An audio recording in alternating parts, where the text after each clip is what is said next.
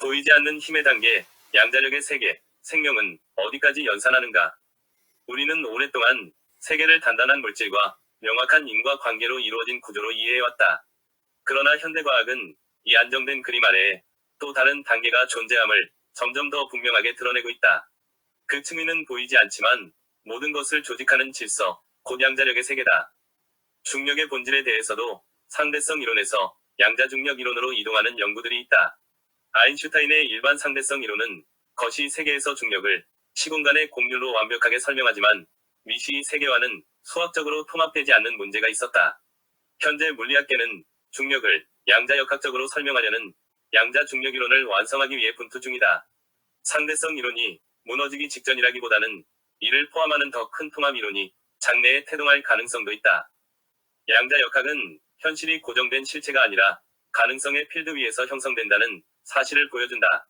입자는 하나의 상태로 존재하지 않으며 관측 이전에는 여러 가능성의 중첩으로 존재한다. 이 개념은 이미 수많은 실험을 통해 검증되었고 이제는 양자물리학을 넘어 생명과 의식의 영역으로 확장되고 있다. 인간은 오래전부터 스스로에게 질문해왔다. 나는 왜 생각하는가? 그리고 이 생각은 어디에서 오는가? 오랫동안 그 답은 비교적 단순했다. 의식은 뇌의 활동이며 뉴런 사이를 흐르는 전기 신호의 결과라는 설명이다.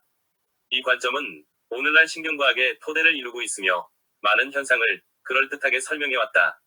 그러나 이 설명은 여전히 하나의 경계를 가진다. 전기 신호가 어떻게 주관적인 경험이 되는가, 즉 물리적 과정이 어떻게 주관적 의식으로 전환되는가는 아직 명확히 밝혀내지 못했다. 이 지점에서 일부 과학자들은 더 깊은 단계를 탐색하기 시작했다. 그들이 주목한 것은 바로 양자력의 세계다. 최근 생명과학 연구는 이 방향을 뚜렷하게 가리킨다. 옥스퍼드 대학교와 시카고 대학교를 포함한 연구팀들은 인간 세포의 단백질 내부에서 초반사와 같은 집단적 양자 현상이 나타날 수 있음을 확인하고 있다. 이는 생명체 내부에서도 양자적 질서가 완전히 붕괴되지 않고 유지될 수 있음을 시사한다. 또한 미국 국립보건원에 축적된 연구들에 따르면 단백질과 세포 구조 내 에너지 전달이 단순한 확산이 아니라 상호 연관된 상태를 유지하는 방식으로 이루어질 가능성을 제기한다. 이러한 발견은 생명을 화학 반응이 아니라 정보 흐름으로 이해하게 만드는 중요한 전환점이다. 이 흐름은 세포 수준의 실험에서도 드러난다. 살아있는 세포는 실험실 환경에서 단순히 존재하는 것이 아니라 스스로 이동하고 집단을 이루며 때로는 파동처럼 퍼져나간다. 실제 연구에서는 세포 집단이 밀도와 환경 조건에 따라 집단적 흐름과 패턴을 형성하는 현상이 관찰된다. 이는 생명이 수동적인 물질이 아니라 조건에 반응하며 상태를 조직하는 능동적 시스템임을 보여준다. 여기서 흔히 자주 대중적으로 언급되는 사례가 있다. 오트밀 세포 환경에서 인간 세포가 움직이며 작동했다라는 이야기다. 그러나 이 표현은 과학적으로 정확한 표현은 아니라고 한다. 현재까지 검증된 연구는 오트밀 자체에서 인간 단백질이 지능적으로 작동했다라는 것이 아니라 인간 세포가 영양이 포함된 점성 배지나 젤 환경에서 이동하고 퍼지는 현상이라는 것이다. 실제로 생물학에서는 세포를 다양한 물질 위에서 키우며 이러한 환경에서 세포가 확산하고 조직을 형성하는 것은 잘 알려진 사실이다. 그러나 여기에는 중요한 한계가 있다. 실험실의 세포는 인체와 달리 보호장치가 없는 매우 단순화된 상태이며 이러한 조건에서 나타나는 행동이 곧 생명 전체의 본질을 의미하지는 않는다. 실제로 세포 배양 실험은 현실을 단순화한 모델일 뿐이며 잘못 해석하면 오해를 낳을 수 있다는 점이 과학계에서도 반복적으로 지적된다. 그럼에도 불구하고 이런 현상이 던지는 메시지는 결코 작지 않다. 세포는 단순히 반응하는 물질이 아니라 환경과 상호작용하며 스스로 패턴을 만들어가는 존재라는 점이다. 이제 이 흐름을 인간의 뇌로 확장해보면 문제가 더욱 깊어진다. 인간의 의식은 단순한 전기 신호의 결과인가? 아니면 양자 활동과 같은 더 근본적인 정보 구조의 표현인가? 물론 과학은 아직 결론에 도달하지 않았다. 의식이 양자 현상이라고 단정하지 않는다. 그러나 분명한 것은 생명과 뇌가 우리가 생각했던 것보다 훨씬 더 정교한 방식으로 정보를 조직하고 있다는 사실이다. 이러한 특성은 일부 연구자들로 하여금 의식을 단순한 신경신호가 아니라 더 근본적인 정보 처리 과정으로 바라보게 만들었다. 특히 뇌세포 내부의 미세소관 구조인 마이크로투블은 이러한 논의의 중심에 있다. 이 구조는 단순한 세포 골격이 아니라 단백질이 정교하게 배열된 네트워크이며 이론적으로는 매우 빠른 진동과 상호작용이 가능하다. 일부 가설에서는 이곳에서 양자적 상호작용이 발생할 수 있으며 이것이 의식과 관련될 가능성이 제기된다. 시냅스 및 뉴런 내부의 고속 연산과 관련된 마이크로투블 가설이란 로저 펜로즈와 스튜어트 하메로프의 조화 객관 환원 이론이 대표적이다. 이는 의식이 단순한 뉴런 간의 신호 전달이 아니라 뉴런 내부 미세소관에서 일어나는 양자 역학적 과정, 즉 양자 중첩의 붕괴에 의해 발생한다고 주장하는 이론이다. 고전적 뉴런 발화인 초당 1000Hz 수준보다 훨씬 빠른 초당 1조에서 10조 테라헤르츠 단위의 양자 진동이 세포 내 마이크로투블에서 일어날 수 있다는 연구이다. 이는 인간의 의식이 단순한 전기 신호의 결과가 아닌 양자적 프로세스일 가능성을 시사하고 있다. 또한 양자 컴퓨팅 현상이 상온인 인간 세포에서 발견되었다는 연구 결과도 있다. 최근 옥스퍼드, 시카고대 연구팀은 단백질 내의 트립토판 네트워크가 빛을 흡수하여 에너지를 전달할 때 양자 결맞음을 유지하며 초반사 현상을 일으킨다는 것을 확인했다. 양자 결맞음이란 양자 시스템의 파동들이 고정된 의상 관계를 유지하며 서로 의미 있게 간섭할 수 있는 능력을 말한다. 이는 양자 컴퓨터는 반드시 극저온이어야 한다라는 기존 상식을 깨는 파격적인 발견이다. 생명체가 따뜻하고 습한 환경에서도 양자 효과를 제어하는 정교한 메커니즘을 가지고 있음이 사실로 드러나고 있다. 이런 특이한 발견들은 거시 우주와 미시의 양자 얽힘을 주장하는 범심론적 접근에 힘을 실어줄 수 있다. 범심론은 우주 만물의 모든 것에 마음, 의식 또는 감각이 깃들어 있다는 철학적 사상이다. 인간뿐만 아니라 돌, 나무, 전자 등 만물이 고유한 수준의 정신적 내재적 속성을 가지고 있다고 보는 관점이다. 현재 물리학적으로 얽힘은 확인된 현상이지만 이것이 인간의 뇌와 우주 전체를 실시간으로 연결한다는 것은 아직은 이론적 추론 단계이다. 하지만 양자 역학의 비국소성을 고려할 때 생명체가 우주의 정보 구조와 연결되어 있다는 과학적인 가설은 현대 물리학과 형이상학이 만나는 경계선이 허물어질 수도 있는 폭탄이다. 이러한 관점은 아직 논쟁적이다. 많은 과학자들은 뇌와 같은 따뜻하고 복잡한 환경에서는 양자 상태가 빠르게 붕괴된다고 보기 때문이다.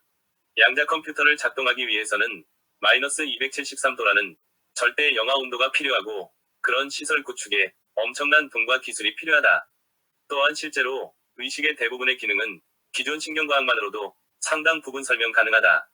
그럼에도 불구하고 최근 상기 연구들은 생명체 내부에서도 일정 수준의 양자적 질서가 유지될 수 있음을 시사하고 있다. 단백질 내 에너지 전달 과정에서 나타나는 집단적 현상이나 특정 분자 구조에서의 정교한 상호작용은 생명이 단순한 고전적 시스템이 아닐 수 있음을 보여준다. 이러한 가능성은 의식을 바라보는 시각을 확장시킨다. 만약 의식이 단순한 신호의 총합이 아니라 다양한 수준의 정보가 통합되는 과정이라면 그것은 특정 위치에 고정된 것이 아니라 하나의 장과 같은 성격을 가질 수도 있다. 그리고 이 장은 완전히 고립된 것이 아니라 더 큰 우주적인 구조와 연결되어 있을 가능성을 내포한다. 여기서 양자력의 개념은 새로운 의미를 갖는다. 그것은 단순히 물리적 힘이 아니라 가능성을 현실로 전환시키는 원리로 이해될 수 있다. 그렇다면 의식은 이 전환 과정에 참여하는 하나의 방식일 수 있다. 우리가 무엇을 인식하고 어떻게 해석하느냐에 따라 세계는 미세하게 다른 형태로 드러난다. 이런 연구들에서 양자력의 세계는 철학과 만난다. 양자력의 세계는 아직 완전히 밝혀지지 않았다. 그러나 한 가지는 분명하다. 만약 세계의 근본이 물질이 아니라 정보라면 존재는 고정된 것이 아니라 흐름이 된다.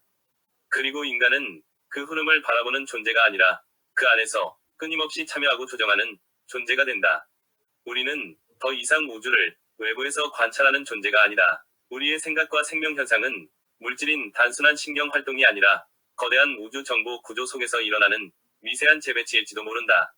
그리고 어쩌면 우리가 생각한다는 이 순간 자체가 우주가 스스로를 계산하고 있는 과정일지도 모른다. 물론 이러한 해석은 아직 과학적으로 확정된 결론이 아니다. 의식과 양자 현상의 직접적인 연결은 여전히 탐구의 대상이며 많은 부분이 가설로 남아있다. 그러나 중요한 것은 방향이다. 과학은 점점 더 의식을 고립된 현상이 아니라 더 넓은 물리적, 정보적 구조 속에서 이해하려 하고 있다. 질문은 다시 원점으로 돌아온다. 생각은 어디에서 시작되는가? 그것은 단순히 뇌 속에서 발생하는 신호일까? 아니면 더 깊은 층위에서 올라오는 현상일까? 우리는 아직 그 답을 완전히 알지 못한다. 그러나 분명한 것은 인간의 의식이 단순한 기계적 과정으로 환원되기에는 너무도 정교하고 너무도 깊다는 사실이다. 어쩌면 의식은 뇌가 만들어낸 것이 아니라 뇌를 통해 드러나는 것일지도 모른다. 그 배후에는 우리가 아직 완전히 이해하지 못한 양자력의 세계가 조용히 흐르고 있을지도 모른다. 그리고 생명은 단순한 화학 반응의 산물이 아니라 우주의 정보 구조를 연산하는 최첨단 양자 인터페이스일 수 있다. 구체적으로 양자 현상이 현대 과학에 미치고 있는 영향력은 매우 넓다. 우선 생물학의 정보학화가 진행 중이다. 이제 생물학은 단순한 세포라는 물질의 조합을 공부하는 학문에서 양자 정보 처리를 공부하는 학문으로 전환되고 있다. 세포를 이루는 단백질이 큐비트처럼 작동한다면 생물의 진화는 가장 효율적인 알고리즘을 찾아가는 과정으로 재해석될 수 있다.